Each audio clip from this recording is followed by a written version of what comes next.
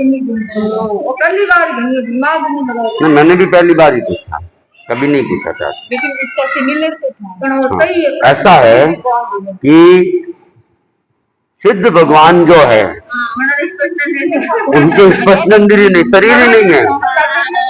संसारी जीव जो भी होगा उनमें तो स्पर्शेंद्रिय अनिवार्य है, चाहे अंतराल गति में भी है, लेकिन बंधी हुई इंद्रिय है, बंधी हुई तो है ही है ना। और तेजस शरीर कार्बन शरीर रहता ही है उनके साथ। कार्बन शरीर है तो कार्बन शरीर कर्म बंधे हुए। सिद्धों के कोई शरीर नहीं है, अशरीरी है। हाँ माँ जी, ठीक है ठीक है।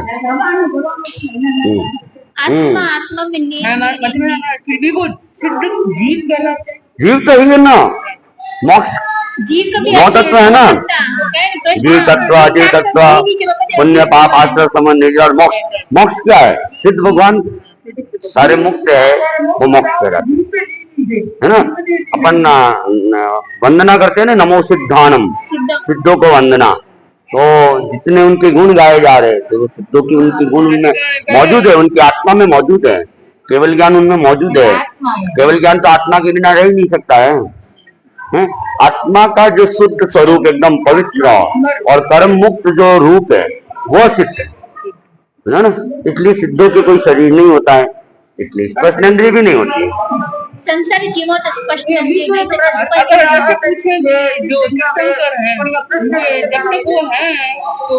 हाँ, तब उनके शरीर है, स्पर्शेंद्रिय भी है, लेकिन स्पर्शेंद्रिय उनके अब वैसे है निष्क्रिय हो गई है, इंद्रियातीत हो गए, नौ इंद्रिय कहलाते हैं। जो अरिहंत भगवान यहाँ पर मौजूद है उनको हम नौ इंद्रिय कहते हैं, क्योंकि उनको अब इंद्रियों के इंद्रिय तो है उनके, हाँ, लेकिन उसकी उपयोगिता अब उनके लिए नहीं। चलो अब पांचवा बोल कौन सा है?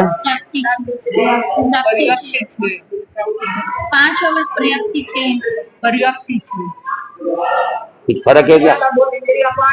कुछ फर्क है क्या दोनों में? हाँ, प्राप्ति नहीं है, प्राप्ति तो प्राप्त होना। आपने मुझे कोई गिफ्ट दिया तो वो प्राप्त हो गया, वो प्राप्ति है। यह पर्याप्ति, क्या है? पर्याप्ति। तो पांचवा बोल पर्याप्ति है। पर्याप्ति किसे कहते हैं?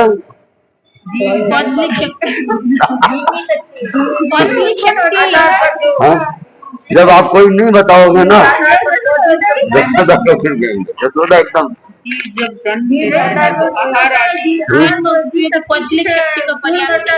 धर्म धारण में उपयोगी पौद्गलिक शक्ति को पर्याप्ति कहते हैं। जीवन धारण में उपयोगी, जीवन धारण में उपयोगी पौद्गलिक शक्ति को, हमने जो जीवन धारण करते हैं तो पहले तो आहार, ओज आहार चाहिएगा, ओज आहार, फिर ओज आहार से सारा शरीर वगैरह इंद्रिय वगैरह की रचनाएं होनी चालू होगी।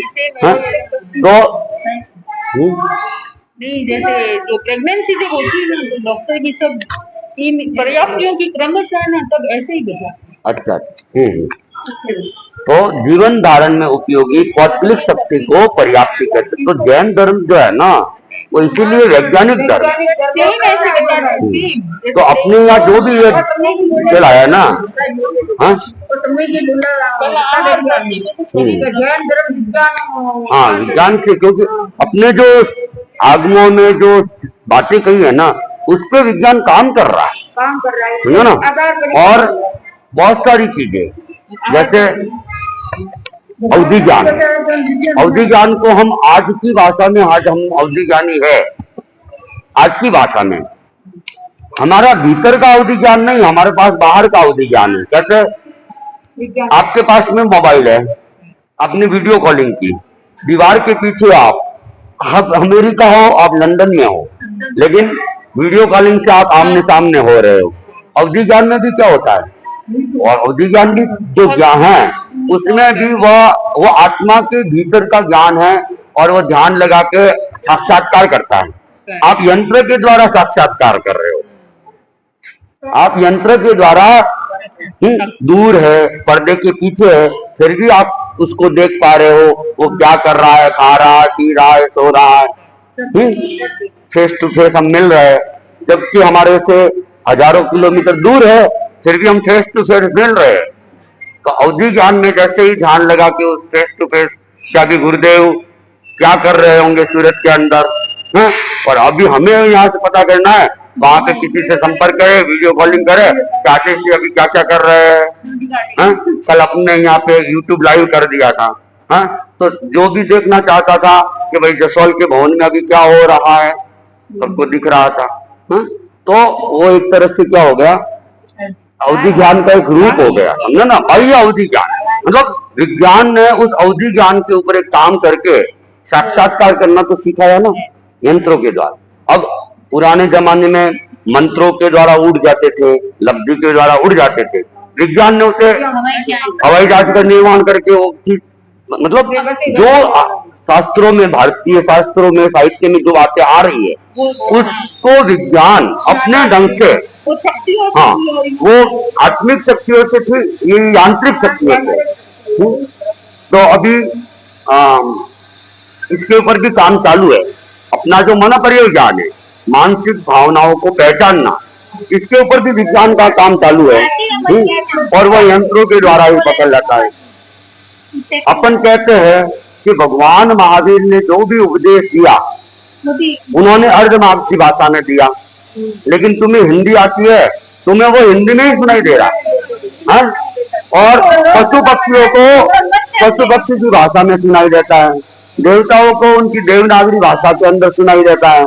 और आज मोबाइल क्या करता है, आपका कोई भी लेक्चर है, आप लैंग्वेज सेलेक्ट कर दो, वो उस लैंग्वेज में बोलना चालू कर दो। हाँ, तो उसमें अपनी अपनी लैंग्वेज में ही वो सारी चीजें सुनाई देगी। तो ये बात तो जन दर्शन पहले ही कह रहा था कि तीर्थंकरों की वाणी सबको अपनी अपनी भाषा में, ट्रांसलेशन की बात उस समय चल रही थी, विज्ञान ने वो काम किया। विज्ञान अब उन लिपियों को भी ट्रांसलेट कर लेता है। आपका हिंदी लिखा हुआ है, और वो सीधा इंग्लिश में ट्रांसलेट होके आ जाएगा, हाथों हाथ ही, सेकंडों के अंदर। कोई मैसेज आया भाई इंग्लिश में, आपको समझ में नहीं आ रहा है, आपने उसमें डाल दिया और वो हिंदी में ट्रांसलेट हुआ, आप उसको समझ जाते हो, समझे ना। हाँ, तो लैंग्वेज को ट्रांसलेट हो रहा है। तो ये सारी बातें तो हमारे शास्त्रों के अंदर पहले से आई हुई है। हाँ, अब विज्ञान अब कहने लग गया कि नहीं, पहाड़ भी बढ़ रहे हैं, और ये पहाड़ तो अभी अपने शिशु काल के अंदर है, इतनी उम्र अभी तक इतनी है, ये पहाड़ इतने वर्ष पहले इस रूप में था। हाँ, अपन उसे पृथ्वी काय कह रहे हैं, पृथ्वी काय की वृद्धि होती है, अब काय की भी वृद्धि होती है। हाँ, तो साइंस पहले वनस्पति को भी जीव नहीं मानता था, वनस्पति को भी जीव मानने लग गया। हाँ, तो पानी में भी वो उन्होंने जीवों को गिनना चालू कर दिया। तो साइंस जो काम कर रहा है वो प्राचीन साहित्यों के ऊपर काम कर रहा है, और उसे वो प्रैक्टिकली सामने लाने का प्रयास कर रहा है। तो जन दर्शन, अब आप अभी कहते हो कि बच्चे को एक घर से दूसरे घर में ट्रांसलेट किया जाता है, पुरानी बात ये तो भगवान महावीर का जीव, खुद का भगवान महावीर का जीव है, हिरण्यगर्भ ने देवानंदा की कुक्षी से उठाया था। सुलसा के देवकी, महारानी देवकी के 6 जीव, उनको लेके सुलसा के गर्भ में रख दिए थे। माँ देवकी के 6 बेटे को लेके सुलसा के गर्भ में, और सुलसा के जो जीव होते थे मरे हुए, वो देवकी को कुक्षी मिला के रखे थे। गर्भ ट्रांसलेट उस समय भी हुआ था। तो अब ये अपन कह रहे थे आज हो रहा, आज नहीं, वो तो पहले भी हो चुका है। अपने विज्ञान ने तो इन चलो 100 साल के अंदर ये आविष्कार किया, अपना साहित्य तो पुराना है, उसमें ये सारी बातें आ रही थी। मैंने उसे बोला था, पढ़ते हैं तो पता चलता है कि तो कितनी अपनी वैज्ञानिक चीज है।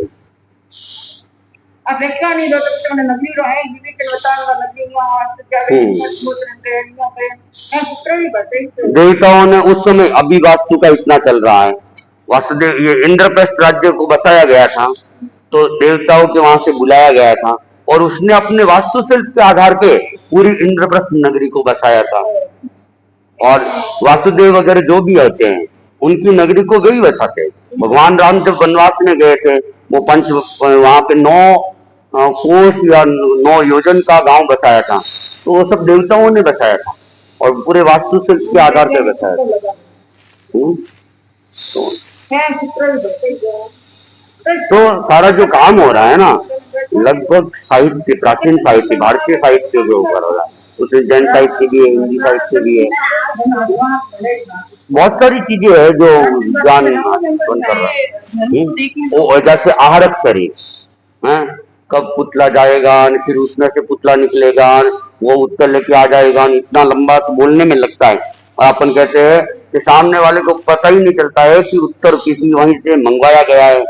पुतला वहां गया, वहां से अगर भगवान ने विहार कर लिया, गूगल की तरह सर्च करता है वो कहाँ गए तीर्थंकर, और वो दूसरा छोटा पुतला वहां सर्च करके जाता है और वहां से समाधान लेके पहले वाले पुतले में आता है, वो पुतला वापिस आहरक लब्धि वाले के आता है और उत्तर दे देते हैं।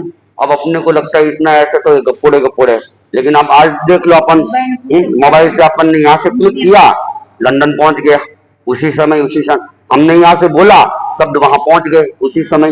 वॉइस रिकॉर्ड समझे, डायरेक्ट भी तो जा रही है ना, अपनी बात हो रही है, मान लो मोबाइल से अपन यहाँ से बोल रहे हैं और उसी क्षण वो शब्द वहां पहुंच रहा है, वहां से बोल रहे शब्द यहाँ आ रहा है। हजारों किलोमीटर की दूरी है, लेकिन सेकंडों के अंदर शब्द वहां से यहाँ आ रहा है। तो आत्मा की शक्ति तो अनंत है, क्या नहीं कर सकता है। अपन कहते हैं कि 14 पुरुधारी होते हैं, ये पूरा का पूरा विशाल समुद्र जितना ज्ञान होता है उनके पास में, लेकिन 48 वो महाप्राण ध्यान की साधना अगर वे कर लेते हैं तो 48 मिनट के अंदर उसका रिवीजन कर सकते हैं। आप कहते हैं ऐसे कैसे होगा? 14 पूर्वों का ज्ञान तो बहुत विशाल है। हमारी ऐसी जो लाइब्रेरिया है ना, ये हजारों लाइब्रेरिया भी कम हो जाए उतना ज्ञान 48 मिनट में। गप लगेगी आपको, गप लगेगा ना। ये पूरा भवन भरा हुआ है लाइब्रेरी से, और इस पूरे भवन की लाइब्रेरी में जितनी भी बुक है एक छोटे से मेमोरी कार्ड में अपन ले सकते हैं, छोटे से मेमोरी कार्ड में। अब अगर उसको पढ़ने के लिए हम जाएंगे, कितना टाइम लगेगा? सालों के साल लग जाएंगे। 24 घंटे भी लगातार पढ़ते जाएंगे, और उतने विशाल ज्ञान को हम 1 मिनट के अंदर अंदर दूसरे मेमोरी कार्ड में ले लेते हैं। इसमें जितना ज्ञान भरा हुआ है वो सारा का सारा कॉपी किया, दूसरे मेमोरी कार्ड में आ गया, तो वो पूरा अंदर तो गया ही है ना। अब उसको खोलेंगे तो वो पेज निकालने चालू करेंगे तो ये पूरी लाइब्रेरी भर जाएगी। तो 1 मिनट में उसने ट्रांसलेट किया ही ना, तो उनका भी उसी रूप में पूरा ज्ञान का पुनरावर्तन वे कर लेते। जैसे पुराने समय में मोबाइल में आते थे ना, लिफाफा जाते हुए बताते थे, यूं कॉपी होती थी ना इधर से उधर, तो ये लिफाफा इससे आया इसमें गया, एक लिफाफा एक फाइल इसमें आई इसमें आ रही, ऐसे मतलब ये वो दिखा। आपको आजकल नहीं दिखाता होगा, ये फाइल को ट्रांसलेट होते दिखाते थे। तो वैसे ही ये सारी फाइलें ये अपने ज्ञान से पूरा के पूरे ज्ञान को 48 मिनट में रिवीजन कर लेते हैं। इतनी तीव्र उनकी मेधा क्षमता हो जाती है। तो ट्रिक होती है, उस ट्रिक से समझ लेते हैं हाँ ये पूरा 10 कालिक हो गया, पूरा उत्तराध्ययन हो गया, पूरा ज्ञाता धर्म सूत्र हो गया, आचारण सूत्र हो गया, भगवती सूत्र हो गया। 48 मिनट में सब कुछ रिवीजन। तो अब हम देख रहे हैं ना, पूरी लाइब्रेरी 1 मिनट में हमने कॉपी कर ली। 100 कॉपी कर लो ना, और जहां जहां भी चाहिए वो सब जगह उतनी के उतने पेज, वैसे के वैसे पेज निकलेंगे। तो उसमें भी तो मोबाइल ने भी तो सब कुछ पढ़ा ही है ना। तो जो अपन कह रहे थे उस समय तो अपने को गप लग सकती थी, लेकिन अब हम इसको देखते हैं कॉपी पेस्ट को, लगता है कि जब ये कॉपी पेस्ट हो सकता है, ये ज्ञान सारा का सारा 1 मिनट में इधर जा सकता है, तो दिमाग तक क्यों नहीं हो सकता? यही बात है ना कि कंप्यूटर अभी इतने बड़े बड़े सम सॉल्व कर देता है, बट आखिर कंप्यूटर को तो बनाया तो इंसान ने है। बेसिकली इंसान का जो माइंड है वो कंप्यूटर से तो कई ज्यादा गुना इसलिए अपना जो धर्म एकदम वैज्ञानिक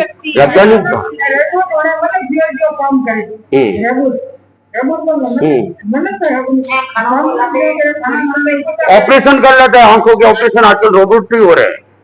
आंखों के अरे वहाँ उदयपुर में तो अपने अनिल कोठारी है तेरापंथी, अनिल कोठारी के वहाँ तो रोबोट लगे हुए हैं, अपना तेरापंथी डॉक्टर है, होटल में तो मोबाइल से ही सारी मोतियाबिंद वगैरह का ऑपरेशन वगैरह सब।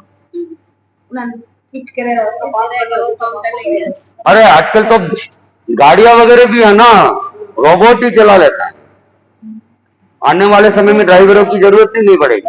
मतलब हैदराबाद में भाई कैंसर है जो बड़े डॉक्टर पे गया था, देखो रोबोट को किए तो ऑपरेशन रोबोट कर रही